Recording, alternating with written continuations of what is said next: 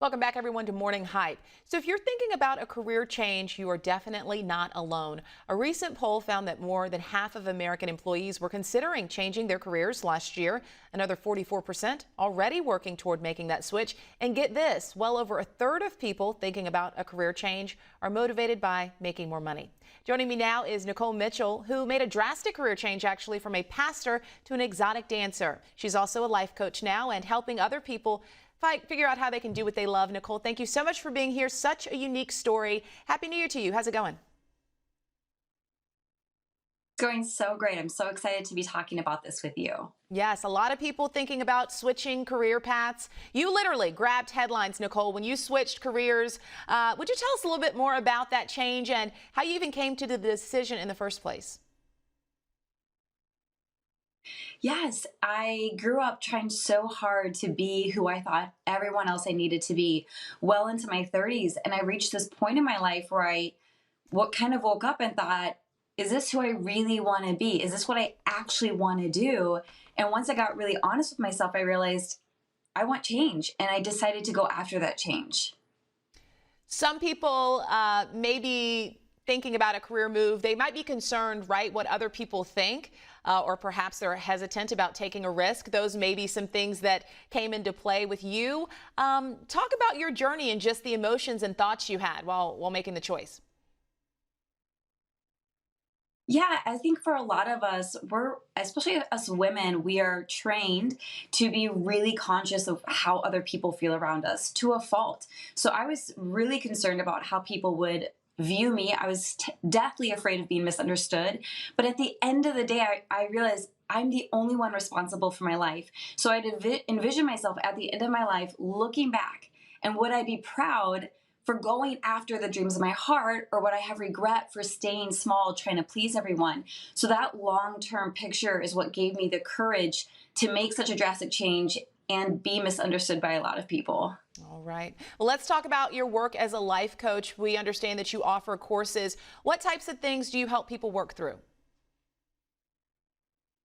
Yes, I think one of the biggest things people come to me for is for financial freedom. Mhm. I was on food stamps. I make six-figure months now, and it's all through the honoring of the desires of my heart. When I stopped playing so small and trying to be who other people needed me to be, my income blew up, and I want that for everyone else too. So income, a lot of people want to figure out their income and just make sure that's great.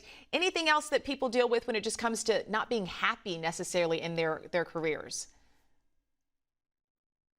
Yeah, people feel like they kind of get in the situation of the golden handcuffs, where they get the decent pay, they get decent benefits, they get stability, but their souls are slowly dying. And they wonder, is there more for me in life? Can I actually do something that brings me joy and brings me a lot of profit?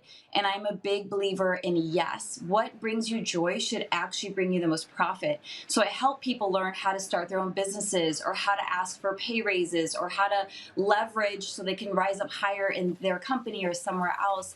And people find that they can have both. You can have the career of your dreams and have the money of your dreams. We mentioned earlier, Nikole, a recent poll where more than half of American employees were thinking about a career change.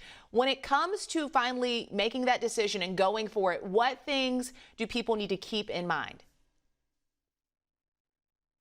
Yes, if there's been any time to go after your dreams and to make that career change, it's now. Mhm. The pandemic is a crazy, uncertain time. It's the perfect opportunity to try something new. Get out of your routine, get out of your rut, be willing to try something new. So I always give 4 tips to people when they want to make that career change. First one is know what you want.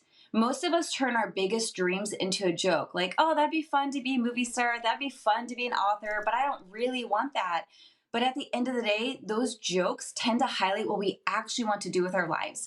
So the first step is knowing what you want. If that's what you want, this is your shot to go for it. Then I tell them to reverse engineer. If your goal at the end of your life is to be a best-selling author, what do you need to do today to start moving in that direction?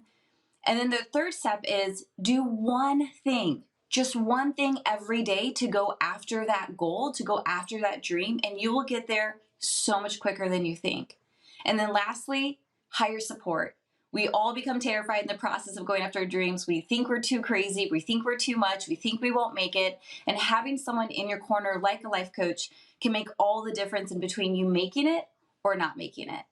Speaking of support, Nikole, you kind of mentioned your family at the beginning of the interview. Talk to us about how people can have those difficult conversations with their family members or friends when they want to switch career paths.